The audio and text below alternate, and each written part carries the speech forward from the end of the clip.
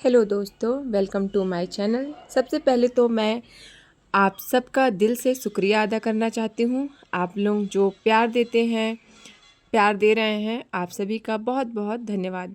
आज जो मैं आपसे बात करने वाली हूँ ना, वह कोई बड़ी बात नहीं है, बस मेरी अपनी ज़िंदगी से जुड़ी कुछ बातें हैं जो मैंने वक्त के साथ महसूस की है, सीखी है।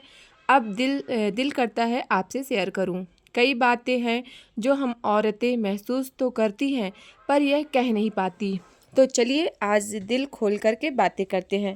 पहली बात, मैं सिर्फ हाउसवाइफ हूँ, यह सोचना बंद कीजिए। मुझे अब भी याद है एक बार जब किसी ने कैजुअली पूछा, तुम करती क्या हो? मैंने झिझक के कहा, बस हाउसवाइफ हूँ। सच बताऊँ तो वो शब्द ना मेरे गले में अटक गया था, और उस शब्द ने मुझे खुद छोटा महसूस करा दिया। क्योंकि असल में मैं क्या करती हूँ, सुबह सबके उठने से पहले उठ जाती हूँ, बच्चों की टिफ़िन से ले कर के हस्बैंड के कपड़ों तक सब कुछ टाइम पर। फिर घर की सफाई, राशन देखना, किचन मैनेज करना, फैमिली में किसको दवा चाहिए, किसको क्या चाहिए, सब चीज़ मैं ही मेंटेन करती हूँ, बिना छुट्टी के, बिना वेतन और बिना किसी सराहना के।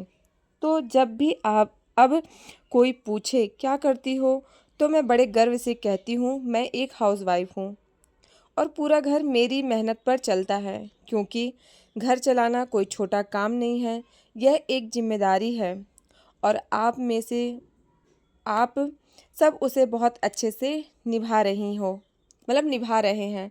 दूसरी बात, ना कहना सीखिए और खुद को इतना भी मत थकाइए। एक ज़माना था जब कोई कुछ कहता था तो मैं तुरंत ही हाँ बोल देती थी। देखिए, कभी ना, मतलब आप हमेशा काम करती रहती है, आपका लोग हमेशा फ़ायदा उठाते हैं, ठीक ना? इसलिए आप ना कहना सीखिए। क्योंकि हम थक भी जाते हैं, फिर भी हम ना नहीं कहते हैं। कभी मम्मी मदद मांग रही हैं, कभी ननद ने कुछ कहा, तो कभी बच्चों ने जिद की, तो मैंने सबके लिए सब कुछ किया, पर खुद के लिए कभी ना नहीं किया। शायद इसलिए कई बार बीमार भी पड़ गई, पर फिर भी मुस्कुरा कर कहती थी, ठीक हूँ मैं। लेकिन अब समझ आया कि अपनी थकावट को नज़रअंदाज करना खुद के साथ बेईमानी है। अब मैं धीरे धीरे ना कहना सीख रही हूँ, और सच कहूँ बहुत हल्का महसूस होता है। कभी किसी को मना करना गलत नहीं है। अगर आप थके हुए हैं ना, मानसिक रूप से थक चुके हैं, तो थोड़ा ब्रेक लेना भी ज़रूरी है। तीसरी बात, थोड़ा अकेले बैठिए, खुद से बातें कीजिए। हमें दिन भर बच्चों की आवाज़, टीवी की आवाज़, प्रेशर कुकर की सीटी सब सुनाई देता है, पर क्या कभी खुद की आवाज़ सुनी है? कभी 10 मिनट अकेले बैठिए, सुबह जल्दी उठ जाइए और कुछ, मतलब आधा घंटा अपने लिए समय निकालिए। उसमें आप अपने लिए समय निकालिए, अपने अपने से, मतलब अपने आप से बातें कीजिए, थोड़ा सा एक्सरसाइज कीजिए, टहलिए। इससे क्या होता है ना, सुबह की जो हवा भी है ना, वो शुद्ध रहती है, और आपका मतलब मन भी अच्छा रहेगा, और घर में वातावरण भी अच्छा रहेगा। और जब आप अच्छे रहेंगे ना, तो घर में सब कुछ अच्छा ही रहेगा। तो आप अपने लिए समय ज़रूर निकालें। खुद को बहुत पीछे छोड़ चुकी थी, अब मैं रोज़ थोड़ा समय खुद के लिए निकालती हूँ। देखिए, मैं चाय पीती नहीं हूँ, तो मुझे चाय पीना तो पसंद नहीं है, तो मैं बैठ जाती हूँ योगा करने। जैसे सुबह उठे तो अपना जो घर का काम है, झाड़ू पोछा, मेन गेट को साफ़ करना, वहाँ अच्छे से साफ़ सफाई करके फिर अपना एक्सरसाइज करना, फिर नहा धोकर ठाकुर जी की सेवा करने के बाद हम आते हैं किचन पर। तो देखिए, अपने लिए जो समय रहता है ना, वो बहुत ख़ास होता है। तो जब आप सही रहेंगे तभी तो घर को भी संभाल पाएंगी ना, इसलिए अपने आप को थोड़ा समय दीजिए। अब जैसे कि जो भी कर रहे हैं वो बहुत कुछ है।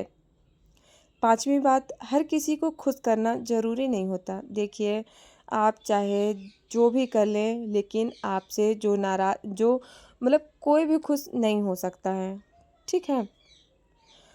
जब आप यंग होते हैं तो बहुत सारी बातें आपको अंदर से परेशान करती हैं। बच्चों ने क्या कहा, सासू माँ ने आपके बात का जवाब नहीं दिया, हस्बैंड ने आपकी बात को हल्के में लिया, या फिर दिल करता है कि मैं सबको खुश रखूं, कोई नाराज़ ना हो। सबको अच्छा लगे मुझसे, पर यहीं पर आप गलती कर बैठते हैं। हर किसी को खुश रखने की कोशिश में हम खुद को बहुत पीछे छोड़ देते हैं। खुद की पसंद, खुद की खुशी, खुद की आवाज़, सब कुछ धीरे धीरे दब जाता है। मुझे भी लगता था कि मैं अगर सबका ख्याल रखूंगी तो सब मुझसे खुश रहेंगे, पर ऐसा नहीं होता। कुछ लोग कभी भी संतुष्ट नहीं होते, चाहे आप कितना भी अच्छा क्यों ना कर ले। इसलिए मैंने धीरे धीरे यह सीखा है कि मैं सबसे पहले खुद को खुश रखूं, क्योंकि अगर मैं खुद अंदर से खुश हूँ तो मैं बाकी चीज़ों को भी अच्छे से संभाल सकती हूँ। खुद की खुशी की जिम्मेदारी उठाइए, यह किसी और का काम नहीं है। 5वीं बात, खुद को सिर्फ रिश्तों में मत जोड़िए।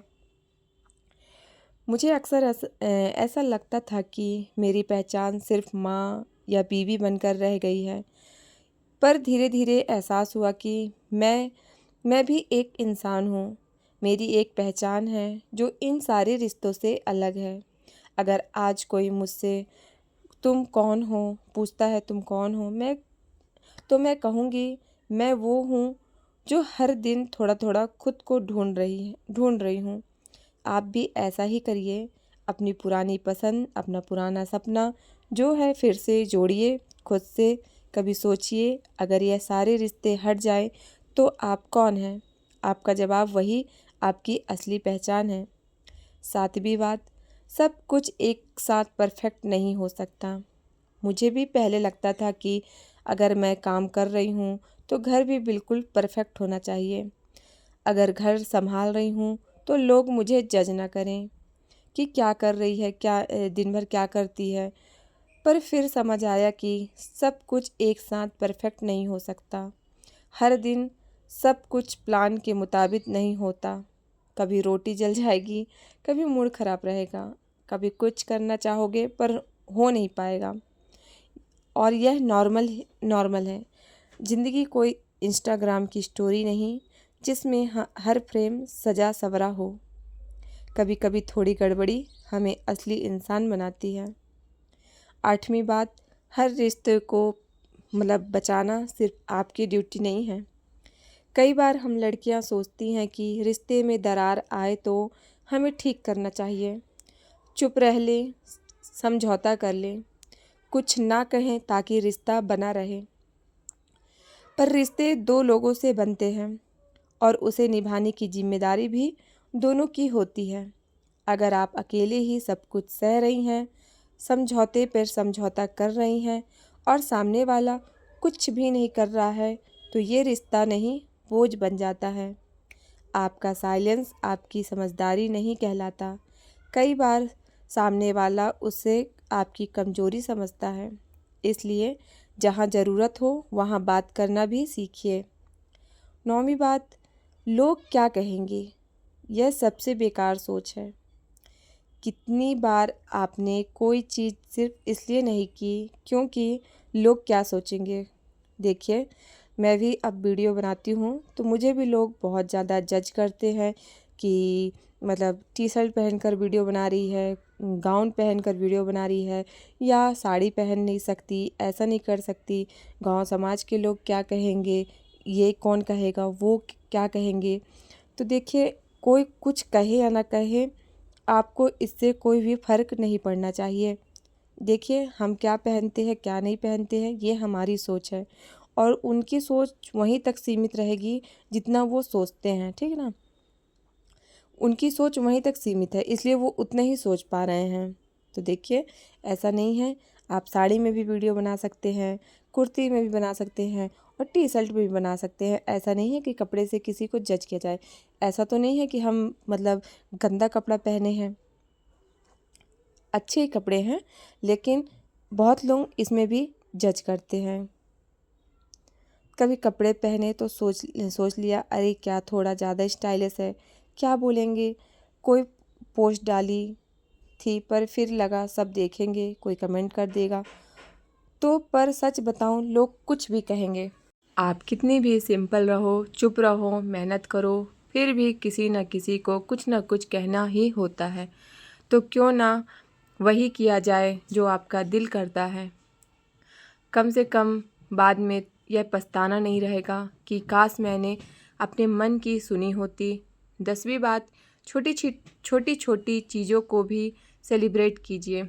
हम अक्सर सोचते हैं कि जब कुछ बहुत बड़ा अचीव होगा तभी सेलिब्रेट करेंगे, लेकिन छोटी छोटी चीज़ें जैसे आज टाइम पर उठ गए, आज 1 घंटा सिर्फ खुद के लिए निकालना, यह भी जीत होती है।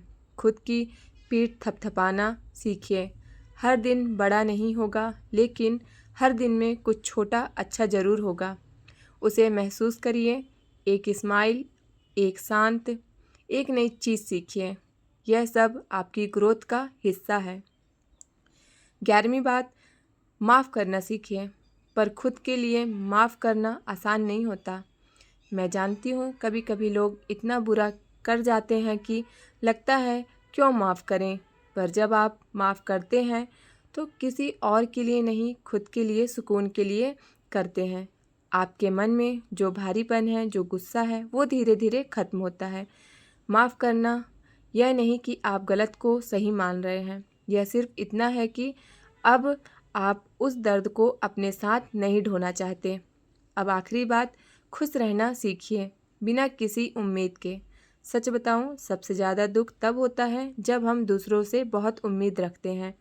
उम्मीद करते हो कि कोई हमें समझे, हमें खास महसूस कराए, हमारी तारीफ़ करे, लेकिन जब यह नहीं होता तो दिल टूटता है। इसलिए अब मैंने यह तय कर लिया है कि अपनी खुशियों की चाबी किसी और के हाथ में नहीं दूंगी। खुद को आईने में देखकर मुस्कुराती हूँ, खुद की तारीफ़ करती हूँ।